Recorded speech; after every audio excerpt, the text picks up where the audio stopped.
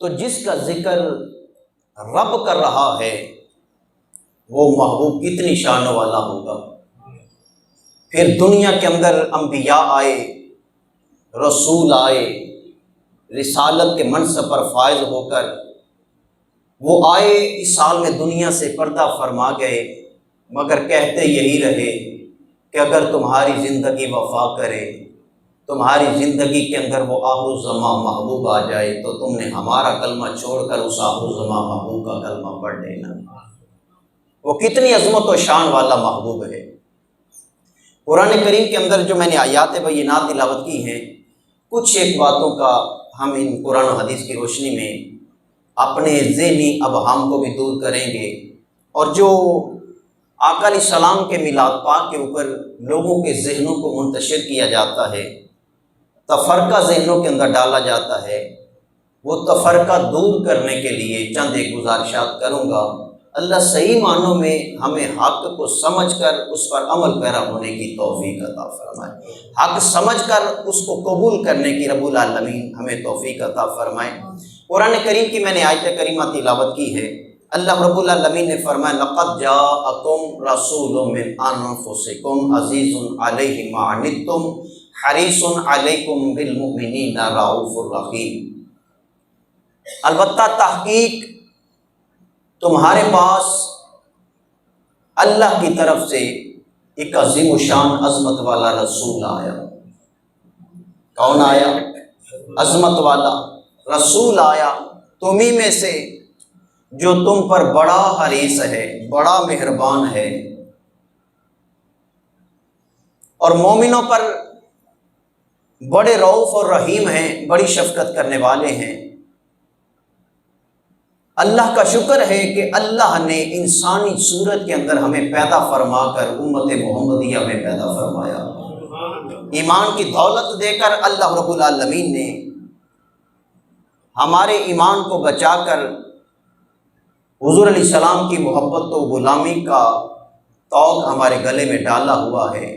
اللہ اسی پر ہمیں استقامت عطا فرمائے، مرتے دم تک اسی پر استقامت ہو، موت بھی اسی ایمان پر آئے کہ ہم نے دامن مصطفیٰ کو تھاما ہوا ہے، اور یہ کہتے ہوئے جائیں کہ کو کہے کہ تمہیں کیا ملا تو ہم یہ کہتے ہوئے جائیں کہ فضل رب العلا، اور کیا چاہیے، مل گئے مصطفیٰ، اور کیا چاہیے، دامن مصطفیٰ جن کے ہاتھوں میں ہے ان کو روز جزا، اور کیا چاہیے۔ اس پر ہماری استقامت ہو۔ ایک اور مقام پر اللہ رب العالمین فرماتا ہے لَقَدْ مَنَّ اللَّهُ عَلَى الْمُؤْمِنِينَ إِذْ بَعَثَ فِيهِمْ رَسُولًا، البتہ تحقیق اللہ نے مومنوں پر احسان فرمایا ہے۔ کیا فرمایا ہے؟ احسان فرمایا ہے۔ کن پر؟ مومنوں پر، ایمان والوں پر۔ اِذْ بَعَثَ فِيهِمْ رَسُولًا، انہی میں سے، ان میں انہیں عظمت والا رسول عطا فرمایا ہے، اور وہ عظمت والا رسول ایسا ہے کہ جن کا اللہ رب العالمین ذکر فرما رہا ہے۔ ایک اور مقام پر اللہ رب العالمین فرماتا ہے، یہ قرآن کریم کے اندر میلاد ہے، حضور کا میلاد ہے۔ لوگ کہتے ہیں یہ میلاد کہاں پر ہے؟ میں اس کی تفصیلاً باس میں نہیں جانا چاہتا، قرآن کی آیات سے سہارا لے کر آپ کے ذہنوں میں یہ بات بٹھانا چاہتا ہوں کہ کوئی آپ کے عقیدے کو جوڑ نہ سکے۔ اگر کوئی بات کرے تو اسے برملا کہہ دو، اتنا کم ہے کہ میرے ہاتھوں میں دامن مصطفیٰ۔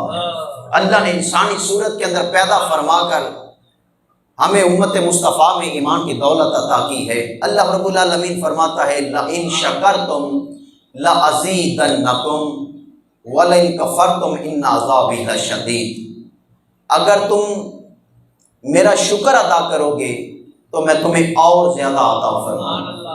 اگر تم میرا شکر کرو گے تو میں تمہیں اور زیادہ عطا کروں گا، اگر تم میری ناشکری کرو گے، میری نعمتوں کی انکاری کرو گے تو پھر میرا عذاب بڑا سخت ہے۔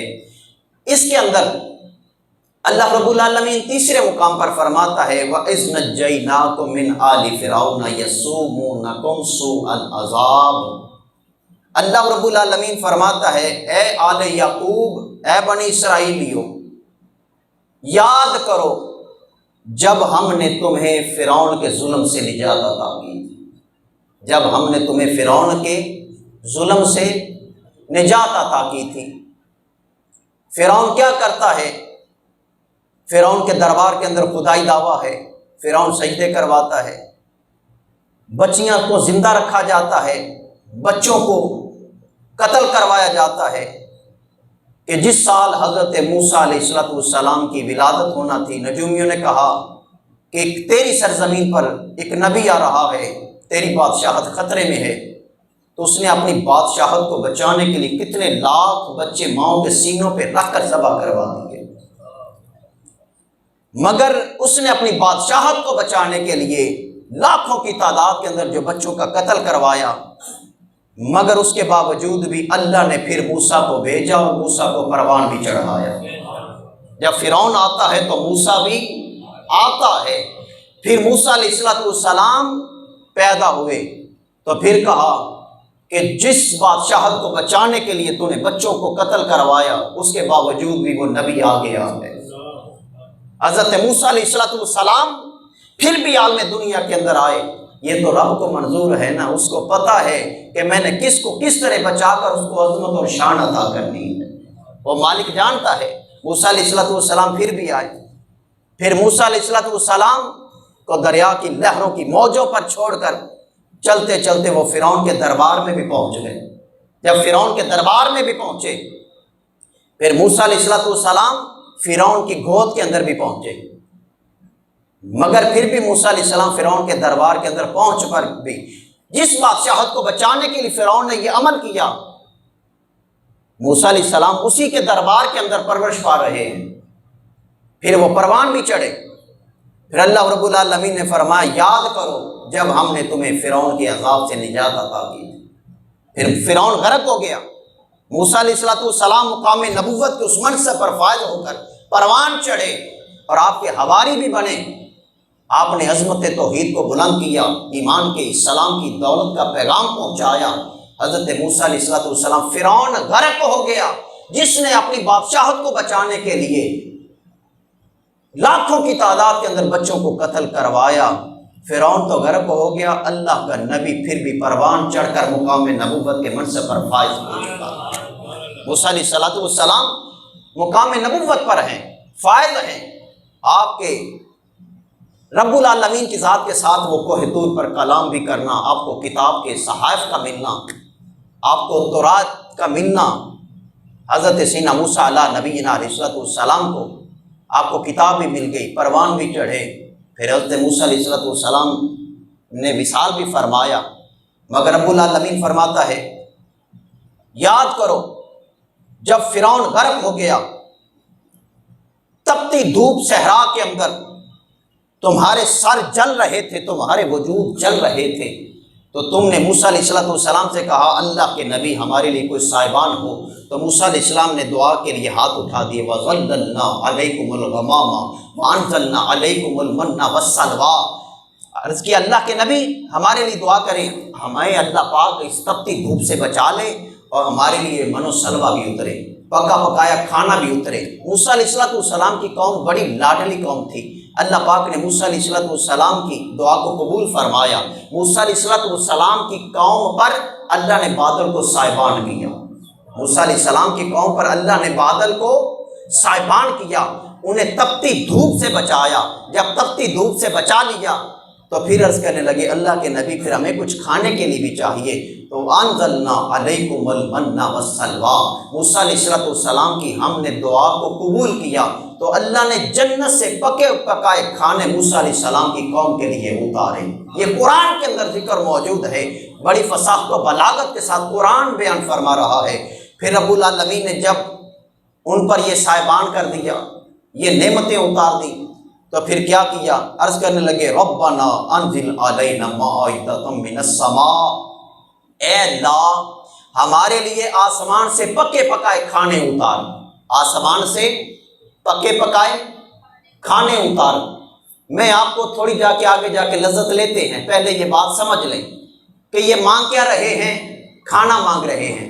عرض کرتے ہیں اللہ کے نبی آپ دعا کریں جنت سے پکے پکائے، بولے ذرا کھانے آ جائیں ذرا جا کر، میں جو بات کرنا چاہتا ہوں، میں ان لوگوں کے دلوں پر یہ بات دستک دینا چاہتا ہوں جو کہتے ہیں کہ یہ میلاد النبی کہاں سے آ گئی، یہ خوشیاں کہاں سے آ گئی۔ موسیٰ علیہ السلام کی قوم کہہ رہی ہے اللہ کے نبی آپ دعا کریں ہمارے لیے آسمان سے پکا پکایا کھانا اترے۔ حضرت موسیٰ علیہ السلام نے دعا کی، جنت سے پکے پکائے کھانے آ گئے، بٹیر بھنے ہوئے آ گئے، مرغن غذائیں آ گئیں، جنت کے پکے پکائے کھانے اترے۔ تو عرض کیا کرتے ہیں تکون لنا عید اولنا و آخرنا و آیۃ منکا، مولا تو ہمارے لیے جنت سے پکے پکائے کھانے اتار، کیا اتار؟ پکے پکائے کھانے اتار آسمان سے، ہو گیا یکون لنا عیدا، مولا کریم ایسے کھانے اتار کہ ان کھانوں کو دیکھ کر ہمیں خوشی مل جائے، ایسے کھانے اتار ان کھانوں کو دیکھ کر ہمیں خوشی مل جائے۔ اور خوشی بھی کیسے؟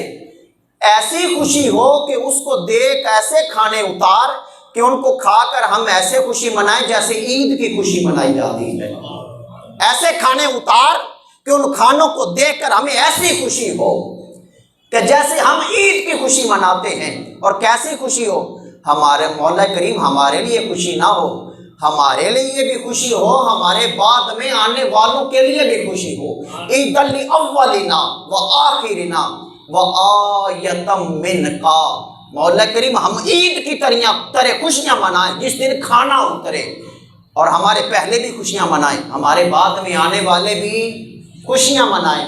وآیۃ منکا، اور مولا کریم وہ ایسا کھانا ہو کہ وہ نشانی ہو، ایک یادگار کھانا ہو۔ وآیۃ منکا، مولا کریم ایسی نشانی اتار کہ تیری طرف سے وہ نشانی رہے، ایسا کھانا اتار۔ تو یہ اترا ان کے لیے کیا؟ بولے ذرا کیا اترا؟ کھانا۔ تو انہوں نے کیا کہا؟ ہمارے لیے جس دن کھانا اترے وہ کیا ہو؟ عید کا دن ہو۔ اب کسی نے کہا ہے کہ جو کھانا کھا کے وہ کہے گھر میں دوپہر کا کھانا کھا رہا وہ کہے آج عید ہے؟ بولے ذرا، کسی وقت کا بھی وہ کھانا کھا رہا ہو، کبھی اس نے کہا ہے کہ میں عید کا کھانا کھا رہا ہوں؟ کہا ہے کبھی؟ مگر یہ کیا کہہ رہے ہیں اللہ کے نبی آسمان سے کھانا منگوائیے، جب وہ کھانا اترے تو ہمارے لیے وہ کیا ہو؟ عید کا دن ہو۔ اگر کھانا اترے تو وہ عید کا دن ہے، تو مصطفیٰ جس دن آیا ہو وہ عید کا دن کیوں نہیں ہو سکتا؟ میری بات سمجھ رہے ہیں؟ کھانا اترے تو عید کا دن ہے، تو اس پہ اس کو اعتراض نہیں ہوتا، کہتا ہاں ان کے لیے عید کا دن تھا۔ بھی بٹیر اترے، جنت کے پکے پکائے کھانے اترے تو وہ عید کا دن ہو گیا۔ تو جس دن جن کے صدقے میں یہ ساری نعمتیں ملی ہیں وہ محبوب آیا تو وہ دن عید کا دن کیوں نہیں ہو سکتا؟ میری بات سمجھ آ رہی ہے؟